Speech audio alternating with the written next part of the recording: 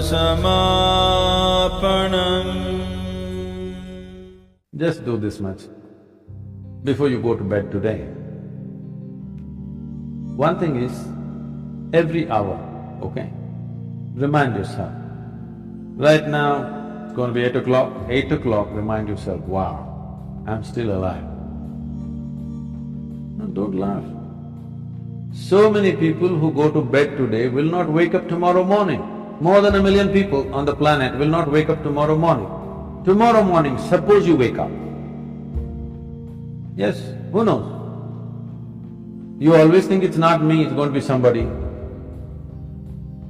Very cruel. Tomorrow morning if you do wake up, first check, am I really awake, alive? I'm still alive, wow. Don't have to do anything, don't scream or something, but at least one big smile, okay, I'm still alive.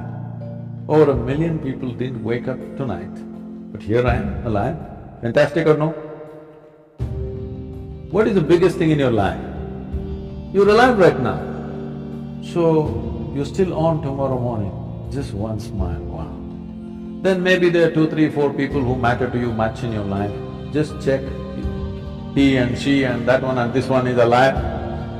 All alive, great.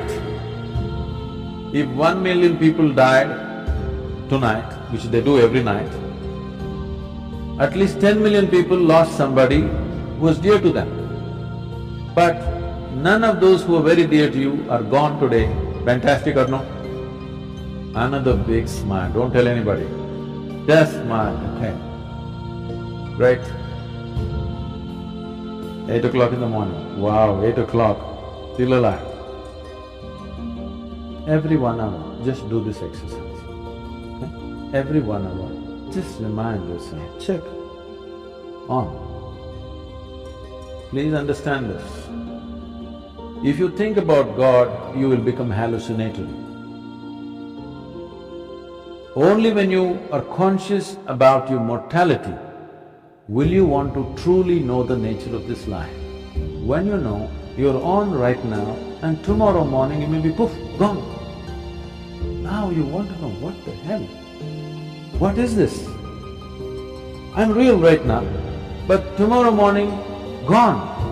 So many people who are so real and on, suddenly gone. Can't believe, where did they go? But you thought about it for 10 minutes and then you got busy. You had to text, my father is dead. But remind yourself of your own mortality, let the question deepen. If you can do it every moment, it's great. If you cannot, at least once an hour, remind yourself that you're mortal. You're not immortal, you're mortal. If you know that you're mortal, suddenly you will see in a few days you have no time to do any nonsense which doesn't mean anything to you.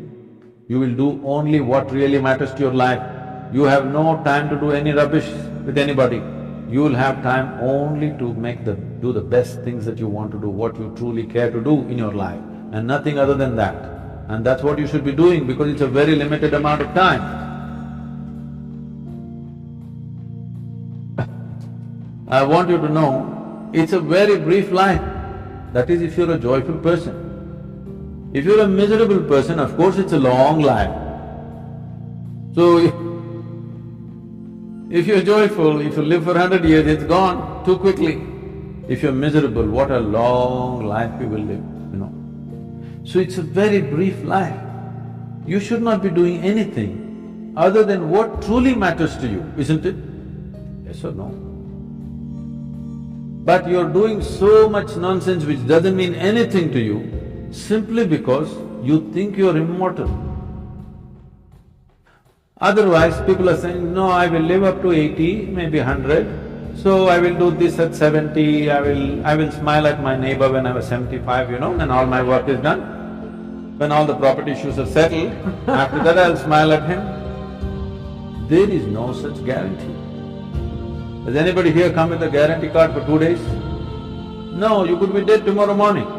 I'm not wishing that, I bless you with a long life, but it's possible, right? Every day it's happening to 1 million people means, can't it be you and me tomorrow morning, I'm asking? Yes answer, no. If you are conscious of your mortality, becoming aware will naturally happen because the significance of being alive will blossom. You used all kinds of words which are straight from the American coast, mindfulness, awareness, mental alertness. No, you need to separate these things. Being mentally alert will help you to survive better. If I'm mentally alert, I can drive better, I can do my work better, I can do something else better. It's survival. Awareness is not about survival. When I first asked you the question, how do you know that you're here? You went around and then you said, I'm conscious. Only because you're aware, you're alive. Your awareness is aliveness, your aliveness is awareness. The question is only about how alive. Lot of people think if they're 50% alive, it's pretty good. Yes, you can survive 50%, but you need to understand, if we want to torture somebody, if you want to torture somebody, what would you do? You'll kill them? Suppose you got employment in hell, let's say. You are given the job of torturing people. What will you do? Kill them? Hello? No. Keep them half alive.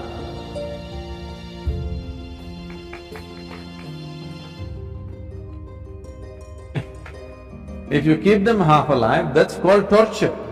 So right now this is called self-torture.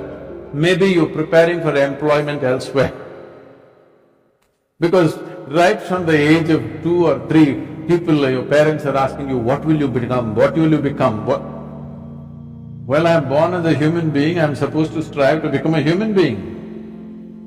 See, every life on this planet, whether it is a bird, if it's a worm, insect, bird, animal, tree, whatever, every one of them is striving to become a full-fledged life, and that's all. A worm is trying to be a full-fledged worm, a tree is trying to be a full-fledged tree. That's all a human being also, to become a full-fledged human being. No, what will you become means what kind of job will you get from the age of 3. This madness has come because of this whatever the last century of poverty in the country.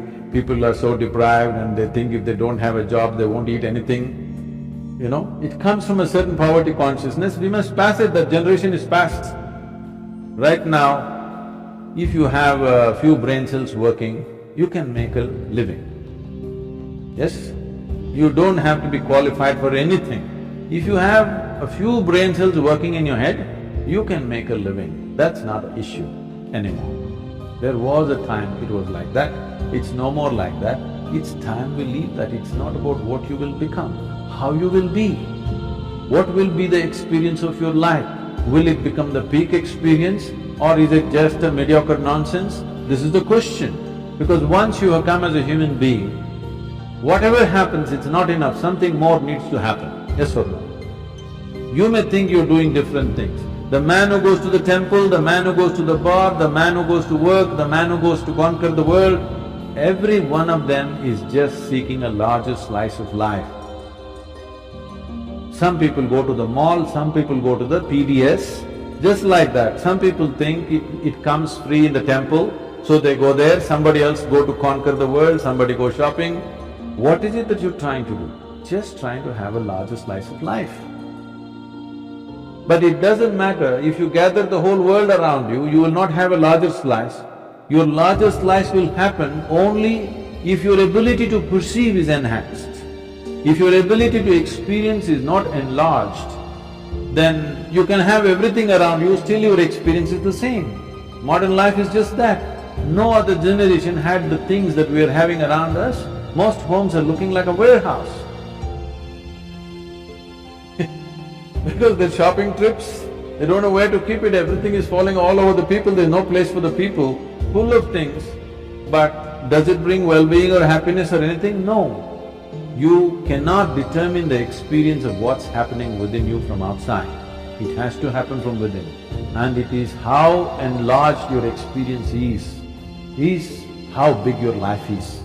Not about socially how big people think you are. That may work socially a few things for you, but it doesn't work in terms of life. So when we say awareness, we are talking about the essential ingredient of life, because only because you're aware, you're alive. isn't it so? Yes? Now the question is, how alive? If we have to use an analogy, right now this light is, blinding me. Now, if you reduce the voltage, it'll be like this, it'll light up only that much. But they want it to light up everything, so they turned up the voltage. So if you turn down the voltage, you will see only this much, if you turn it up, you will see that much, if you really turn it up, you will see the entire hall. Awareness is the same thing. Because you're conscious or you're aware, you know something. If you become little more aware, you will know something more.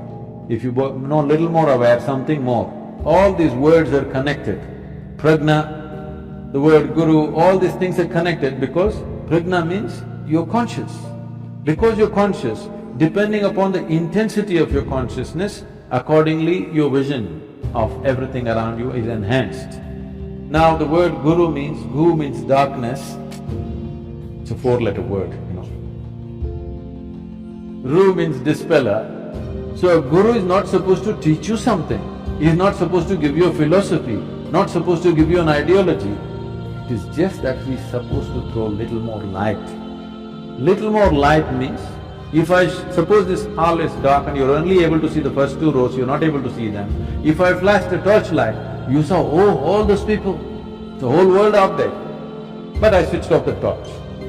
Then you know, there is something now I have to see. What do I need? I need a torch beam of my own, okay? This is the job. Because the children in the home where I'm staying, they're declaring, he's not like a guru, he doesn't talk like a guru, he doesn't look like a guru, he doesn't walk like a guru, he's not a guru. I'm very glad, I'm getting certified. Yes, yes. Now, about seeing everything the way it is, because if I want to walk through this, there are a whole lot of people right now, belief systems. You believe in God, all right? Now, I know in the corporate world, people have shifted this, I believe in myself. Which is somewhat misplaced, but that's okay.